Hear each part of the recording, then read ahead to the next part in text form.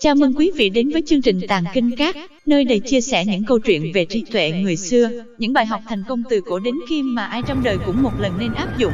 Chương trình Tàng Kinh Các mở ra cho bạn thấy những tấm gương về năng lực phán đoán, phân tích và năng lực phát minh sáng tạo phi phàm của các nhân vật thông minh giàu trí tuệ. Nếu như bạn có thể lĩnh hội được phương pháp và kỹ xảo tư duy của các nhân vật thông minh giàu trí tuệ đó, thì mời quý vị hãy theo dõi và thực hành ngay câu chuyện của ngày hôm nay.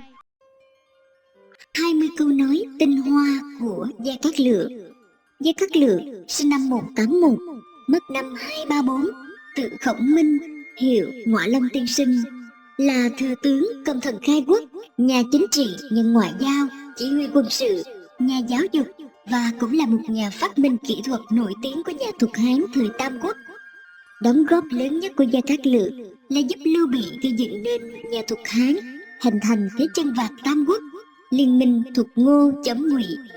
Ông được cho là một trong những chiến lược gia vĩ đại và xuất sắc nhất trong thời đại của ông, và được so sánh với một chiến lược gia tài ba khác của Trung Quốc là Tôn Tử. Tuy nhiên, chiến dịch đánh Tào Ngụy do ông phát động đều không thành công, cuối cùng mệnh mất trong doanh trại.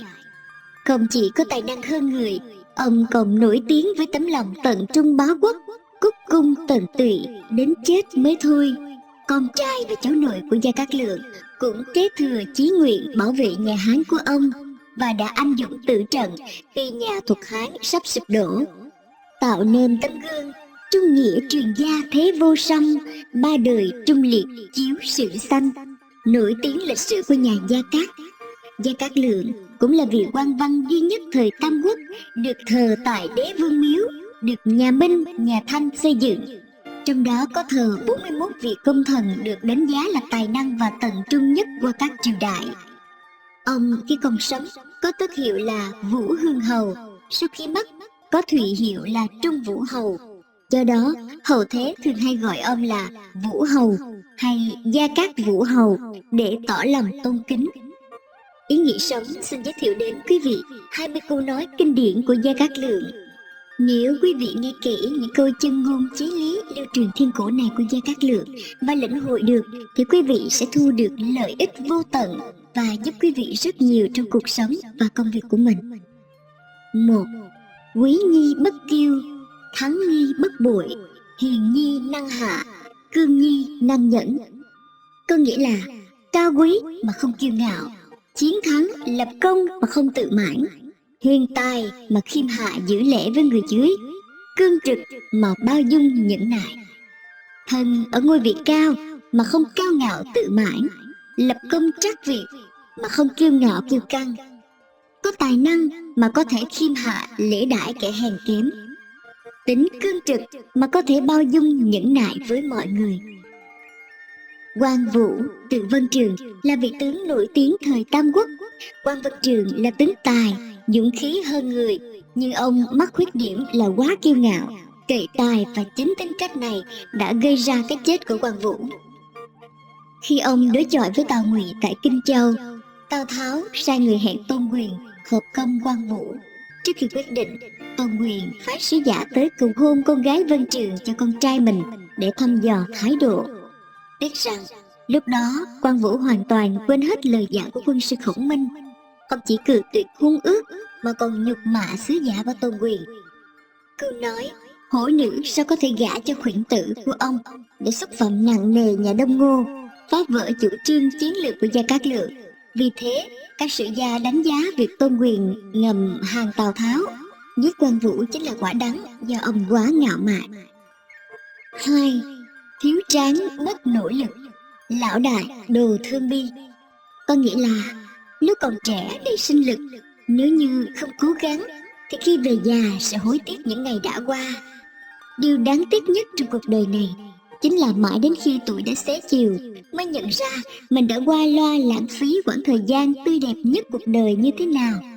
Tuổi trẻ nhiều đam mê, nhiều vui thú, mãi mê chìm đắm trong yến tiệc, chén thù chén tạc với bằng hữu, thâu đêm cùng cuộc đỏ đen, lao mình vào chốn hoa thiên tử địa. Đời người chỉ ngắn ngủi mấy chục năm, tuổi trẻ là khoảng thời gian vô cùng quý giá, lại trôi qua nhanh, vùng vụt như bóng câu qua cửa sổ. Nếu không cố gắng thì khi quá tuổi sẽ hối tiếc bi thương. ngoảnh lại bỗng thấy đã bạc mái đầu, sức tàn lực kiệt, bệnh tật đầy thân, mà công danh sự nghiệp mọi việc cũng không thành. Than ôi, giờ đây ôm hận, muốn lại từ đầu thì đã quá muộn, bởi vì khi ấy hết thảy mọi thứ đều không còn kịp, không lấy lại được nữa. 3. Phi đạm bạc, vô dĩ minh trí, phi ninh tĩnh, vô dĩ trí viễn. Có nghĩa là không đạm bạc thì không tỏ rõ được chí hướng, không yên tĩnh thì không thể gây dựng được chí hướng cao xa. Con người cần phải điềm tĩnh vô vi, không chạy theo danh lợi mới có thể tỏ rõ chí hướng, phải thanh tĩnh bình hòa mới có thể đạt đến cảnh giới thâm sâu xa rộng. Câu này được trích từ Giới Tự Thư, đó là thư của Gia Cát Lượng lúc ông 54 tuổi, răn dạy con là Gia Cát Chiêm 8 tuổi. Thực ra đạm bạc mà Gia Cát Lượng kỳ vọng không phải là để Gia Cát Chiêm tầm thường chẳng làm nên trò chống gì, trốn tránh người, trốn tránh đời, ẩn cư nơi núi rừng hoang dã trong đạm bạc, cũng không phải để con lười nhác an vật uổng phí một đời trong ninh tĩnh. Gia Cát Lượng hy vọng con đạm bạc minh trí, khi trong tâm không có tạp niệm, vô dục vô cầu, thì sẽ khiến chí hướng càng rõ ràng, càng kiên định. Mà trong trạng thái thanh tịnh lý tính, con người mới không bị danh lợi trói buộc níu kéo, mới không bị những phồn hoa trong nhân gian mê hoặc gặm mòn. Đồng thời Gia Cát Lượng răn dạy con ninh tĩnh trí viễn, cần duy trì tâm thái tốt, khắc chế tính nóng vội. Khi tâm tĩnh lặng thì mới có thể rộng lớn, sâu sắc như bầu trời cao xa. Người có thể tĩnh lặng được như thế thì tầm nhìn mới lâu dài cao xa được. Con người cần phải điềm tĩnh vô vi, phải thanh tĩnh bình hòa mới có thể đạt được đến cảnh giới thâm sâu xa rộng. 4. Thế lợi chi giao, nan dĩ kinh viễn. Có nghĩa là kết giao quyền thế, lợi ích khó mà lâu bền. Xây dựng kết giao dựa trên quyền thế và tài lợi khó mà lâu dài được. Câu này ý nói rằng dùng lợi lộc, lời lẽ nịnh bợ mà kết giao với nhau thì chẳng thể cùng nhau làm việc lâu dài. Câu nói này cũng giống như câu châm ngôn của người xưa, tửu nhục bằng hữu, có nghĩa là bạn rượu thịt. Đúng như câu thơ trong bài Thói đời của Nguyễn Bỉnh Khiêm: còn bạc, còn tiền, còn đệ tử, hết cơm, hết rượu, hết âm tôi. Xưa này đều trọng người chân thực, ai nấy nào ưa kẻ đãi bôi. Đệ tử chỉ những kẻ dưới quyền, tay chân thuộc hạ, sống bám vào việc tân bốc cấp trên.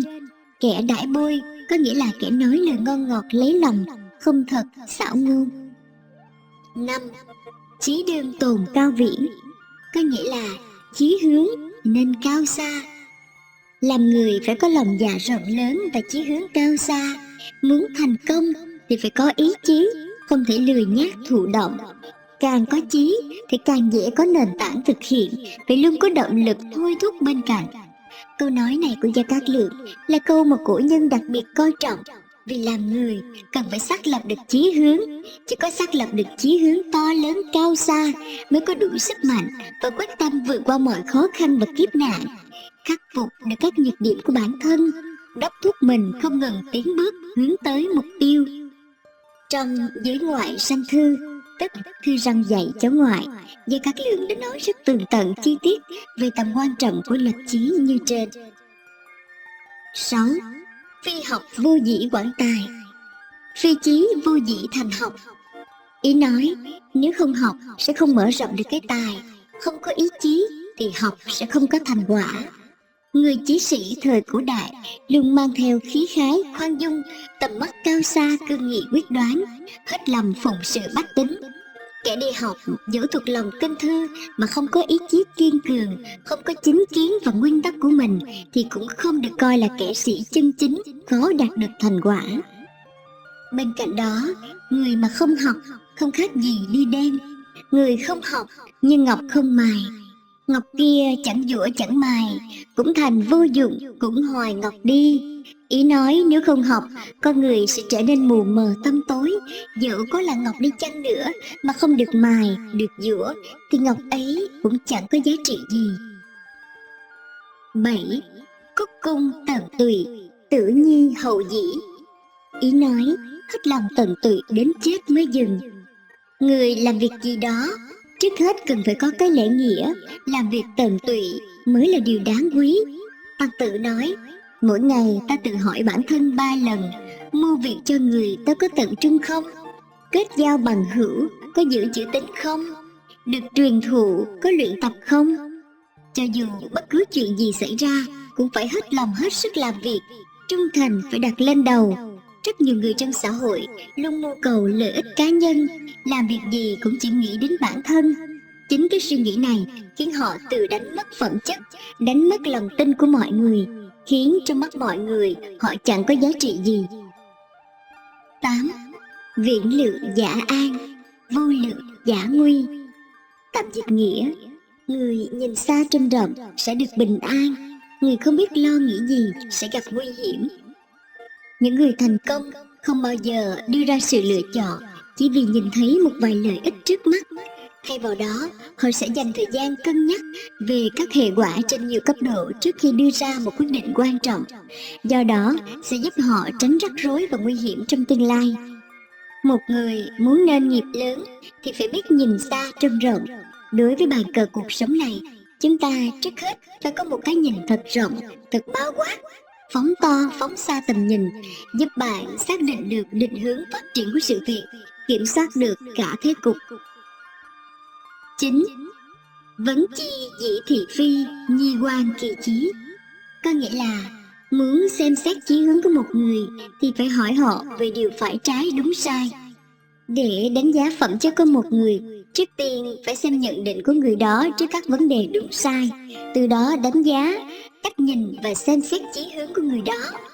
Đạo đức quyết định hành động, quan điểm về đúng sai tạo nên cách cư xử của một người.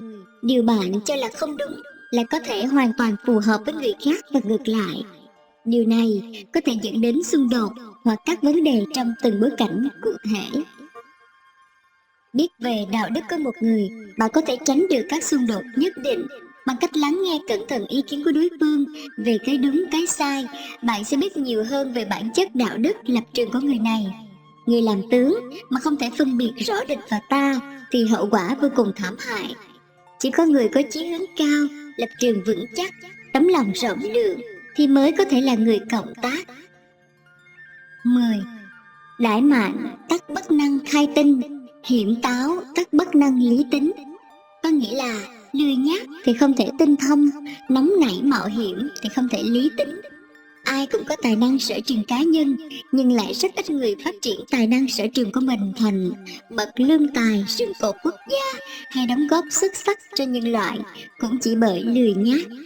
Khi tự mình bỏ qua cho mình, tự mình thỏa mãn, tự cho phép mình tạm nghỉ ngơi, hoặc cho phép mình để công việc học hành hoãn lại, lùi lại, hoặc ưu tiên thời gian cho các hoạt động giải trí, đánh bóng tên tuổi, xã giao, thì đó chính là đang bước trên con đường thất bại vậy. Người nóng nảy mạo hiểm không giữ được lý tính sẽ không đủ tỉnh táo đánh giá tình huống để đưa ra quyết định đúng, nên thường sẽ mắc các sai lầm chí mạng dẫn đến thất bại, thậm chí mất đi cả sinh mạng mình. Mà tiêu biểu nhất là cái chết của Trương Phi đã nói rõ ý nghĩa của câu nói này. 11. Thiện tướng giả tất hữu bát văn đa trí giả vi phúc tâm, do trầm thẩm cẩn mật giả vi nhĩ mục, dũng hãn thiện địch giả vi trảo nha. Có nghĩa là bậc tướng giỏi ắt có người học rộng tài trí làm tâm phúc, có người trầm tĩnh thận trọng cẩn mật làm tai mắt, có người dũng mãnh thiện chiến làm móng vuốt. Bậc tướng giỏi, cho dù tài giỏi mưu lược đến đâu, cũng không thể thành công nếu không có sự trợ giúp của mưu sĩ học rộng tài cao, suy xét cẩn trọng tỉ mỉ, và những tỳ tướng dũng mạnh thiện chiến xông pha xa trường. Như Lưu Bị, một con người khiêm tốn với tầm nhìn chiến lược và tính cách chính trực, đã thu phục lòng trung thành vào mộ đạo vững chắc từ nhiều viên mãnh tướng huyền thoại, Ngũ Hổ tướng, và một nhà chiến lược thiên tài Gia Cát Lượng trong thời đại của mình, để rồi cuối cùng đã chinh phạt thành công một phần Trung Hoa. 12. Phù học tu tĩnh giả, tài tu học giả, phi học vô dĩ quảng tài, phi chí vô dĩ thành học. Có nghĩa là Phàm việc học cần phải tỉnh, để thành tài cần phải học.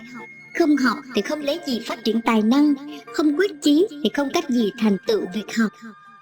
Đây là lý do tại sao xưa các bậc kỳ tài từng ẩn cư nơi núi sâu rừng thẳm để tu luyện, học tập, để rồi trở thành bậc kỳ tài vang danh thiên cổ như Khương Tử Nha, Chu Văn Vương, Ngụy Cốc Tử, Lão Tử, Khổng Tử, Tôn Tử, Trương Lương, Gia Cát Lượng. Người xưa có câu: thập niên song hạ vô nhân vấn, nhất cử thành danh thiên hạ tri. Có nghĩa là 10 năm dùi mài kinh sử bên cửa sổ không có ai hỏi đến, chỉ một khoa cử thi đỗ cao như Trạng Nguyên, Bản Nhãn, Tám Hoa thì cả thiên hạ biết đến. Câu nói này cũng là tổng kết quá trình quyết chí học tập, tu luyện thành tài của Gia Cát Lượng. Ông 9 năm quyết chí cần mẫn hàng ngày lên núi theo học một đạo sĩ, rồi 9 năm nữa ẩn cư ở Long Trung mài giũa tài năng. 13. Túy chi tửu nhi quan kỳ tính. Có nghĩa là khi uống say có thể nhìn được tính cách. Dùng rượu để xem xét tính tình của một người. Một người uống rượu say thì hành vi tính cách thể hiện ra vô cùng chân thực, không có sự che giấu ý tứ nào. Nhìn những biểu hiện ấy có thể đánh giá nhân cách của họ. Nếu trong cơn say vẫn có thể giữ được khí chất và sự chừng mực thì chứng tỏ là người nhân. Ngược lại, rượu vào lời ra, nói lời bất hảo, làm chuyện sằng bậy thì chính là kẻ tiểu nhân. 14. Hữu nan tắc dĩ thân tiên chi, hữu công tắc dĩ thân hậu chi. Có nghĩa là gặp khó hãy tự thân đi đầu, có công hãy tự thân lùi lại. Lo trước cái lo của thiên hạ, vui sau niềm vui của thiên hạ, chính là ý tứ này. Người quân tử thì xông pha gian khó, xung phong đi đầu, khi lập công cũng không mong ban thưởng, không cầu báo đáp. Đây được xem là đạo lý của người quân tử thời xưa. Thời Tam Quốc, Triệu Vân liên tiếp lập nên những chiến công hiển hách, phá trận Bát Môn Kim Tỏa của Tào Nhân, có công của Từ Thứ Nhất kế phá ải, cứu con trai Lưu Bị trong trận Trường Bản, chém hơn 50 tướng của Tào Tháo, cướp được thanh kiếm Thanh Công của Tào Tháo, đánh Tây Xuyên, Hán Trung, đánh tộc người Man do Mạnh Hoạch chỉ huy, tham gia bắt phạt do Gia Cát Lượng chỉ huy. Những câu chuyện và chiến tích của Triệu Vân đã trở thành huyền thoại. Triệu Vân được coi là người anh hùng hiệp nghĩa, dũng cảm, sẵn sàng xông pha làm việc lớn không ngại gian khổ, nhưng cũng rất khiêm tốn và khiêm nhường. 15. Vạn sự cụ bị, chích khiếm đâm phong. Có nghĩa là muôn việc đủ cả, chỉ thiếu gió đông. Là câu Gia Cát Lượng nói với Chu Du khi ở Giang Đông bàn định kế đánh Tào Tháo. Liên quân Tôn Lưu đã chuẩn bị đầy đủ kế hoạch, binh sĩ sẵn sàng, mưu lược cũng đủ cả, chỉ còn thiếu gió đông nam nổi lên để đánh hỏa công, phóng hỏa vào trại Tào. Câu này ý nói mọi chuyện dù đã toàn vẹn, đủ đầy, nhưng đôi khi vẫn có thể bế tắc vì thiếu yếu tố quyết định, đó là thiên thời, còn gọi là thời cơ. Chữ quan trọng nhất ở đây là chữ thời. Bởi lẽ làm gì chúng ta cũng phải tự hỏi, thời điểm này làm có đúng không? Có sớm quá hay muộn quá không? Làm vào thời điểm nào là phù hợp nhất? Chỉ khi làm vào đúng thời điểm mới cho ra hiệu quả tốt. 16. Vật dĩ thân quý nhi tiện nhân, vật dĩ độc kiến nhi vi chúng, vật thị công năng nhi thất tính. Có nghĩa là đừng lấy thân quý mà hạ thấp người, đừng lấy ý riêng làm thành việc chung, đừng lấy năng lực gây điều thất tính. Cốt lõi của câu này dạy người ta phải có lòng vị tha, điên tha vị ngã. Có nghĩa là nghĩ cho người trước, nghĩ đến mình sau. Nó cũng nhấn mạnh đến chữ tính khi hành sự. Không thể vì cậy mình có công lao năng lực mà làm chuyện mất hết tính nghĩa. 17. Thân hiền thần, viễn tiểu nhân, thử tiên hán sợ, nhị hương lòng dạ. Có nghĩa là gần gũi với người có đức có tài, rời xa kẻ tiểu nhân, vì điều này mà tiên hán mới thịnh vượng. Hiểu câu nói thì không khó, nhưng làm sao để nhận ra người có đức có tài và kẻ tiểu nhân? Người xưa có câu: họa hổ họa bì nan họa cốt, tri nhân tri diện bất tri tâm. Vẽ hổ thì vẽ da, nhưng khó vẽ được xương. Biết người biết mặt, nhưng khó biết được lòng. Ngươi giám định nghệ thuật, nhìn nhầm một bức tranh chữ, cùng lắm là chỉ phá sản, chẳng qua là tổn thất về vật chất. Nhưng nếu nhìn nhầm người, nặng thì họa hại vô hạn, nhẹ thì mất cả người lẫn của. Theo quy tắc nhìn người của Khổng Tử, có thể khái quát thành 3 chữ: thị, quan, sát. Ông nói, thị kỳ sở dĩ, quan kỳ sở do, sát kỳ sở an. Tức là xem mục đích việc anh ta làm, xem những việc và cách thức anh ta đã làm, xem những việc làm anh ta yên vui thích thú là có thể nhìn rõ được phẩm giá của một người. Những tiêu chí nhìn người của Ngoại Lâm tiên sinh vốn xuất phát từ 7 phương diện: trí, biến, thức, dũng, tính, liêm, tính, để có thể đưa ra đánh giá toàn diện nhất về đối phương. 18. Cáo chi dĩ họa nan nhi quan kỳ dũng. Có nghĩa là đặt ra những tình huống gian nguy khốn khó để xem sự dũng cảm của đối phương. Thời Tam Quốc, Trương Phi là người sát cánh cùng Lưu Bị từ thuở Hàn Vi. Ông đã đóng góp rất nhiều cho sự ra đời của nước Thục. Trương Phi nổi tiếng với sức khỏe địch muôn người, cùng với sự dũng cảm coi thường cái chết. Trương Phi thật sự là nỗi khiếp đảm của quân thù. Trong trận Tương Dương, Trường Bản, tuy chỉ còn vài chục quân sĩ, còn quân Tào thì đông đến mấy trăm vạn, nhưng sự dũng mãnh của ông đã khiến Tào Tháo hoảng sợ phải lui quân. Trong trận ấy, Hạ Hầu Kiệt, viên quan theo hầu Tào Tháo, đã hoảng sợ đến mức vỡ mật mà chết. Ông đã cùng đơn đấu với Lã Bố đến hơn 50 hiệp mà vẫn bất phân thắng bại. Những chiến công của Trương Phi có thể kể tới như dẹp giặc Khăn Vàng, chặn quân Tào Tháo ở trận Trường Bản, truy kích Tào Tháo ở trận Xích Bích, đánh Tây Xuyên, thu phục Nghiêm Nhan, giao tranh với Trương Cáp ở Ba Tây, đánh nhau với Mã Siêu. 19. Lâm chi dĩ lợi nhi quan kỳ liêm.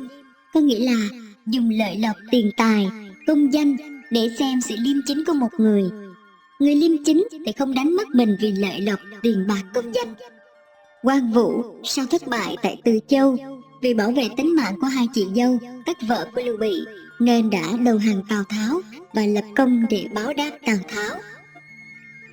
Mặc dù Tào Tháo hết lòng trọng dụng và tặng thưởng rất hậu, nhưng sau trận giết Nhan Lương, Quan Vũ đã gói ghém hết những đồ thưởng để lại, trả lại cho Tào Tháo, viết thư cáo từ, rồi đưa hai chị dâu đi đến chỗ Lưu Bị ở bên quân Viên. Quân Tào muốn đuổi theo, nhưng Tào Tháo nói, người ấy bỏ đi vì chủ, chớ nên đuổi theo, cho thấy rằng Quan Vũ quả nhiên là bậc đại trung của Tam Quốc. 20. Đại sự khởi đầu nan, tiểu sự khởi đầu dị.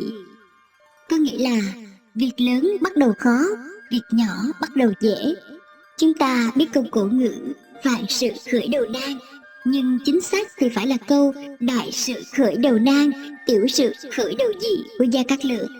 Những việc nhỏ hầu như không phải chuẩn bị nhiều mà làm liền đạt, dễ như trở bàn tay. Những việc lớn thì trái lại sẽ gặp muôn vàn trắc trở. Khi chúng ta gặp khó khăn chồng chất, điều đó có nghĩa việc chúng ta đang làm ắt không phải việc nhỏ, nên cần hung đúc ý chí, kiên định bền lòng, đạp bằng khó khăn, vững bước tiến lên mới có thể thành đại nghiệp. Hiểu được như vậy, chúng ta sẽ không sợ khó khăn, coi khó khăn là cơ hội trời cho để rèn ý chí, để thành tựu sự nghiệp mai sau. Cảm ơn quý vị đã quan tâm theo dõi. Hãy giúp chương trình Tàng Kinh Các ngày càng phát triển. Xin hãy vui lòng ấn nút đăng ký và ấn nút chuông thông báo để đón xem chương trình mới nhất và chia sẻ rộng rãi để giúp quý khán giả khác cũng nhanh thành công hơn. Cho đi là được nhận lại. Xin cảm ơn.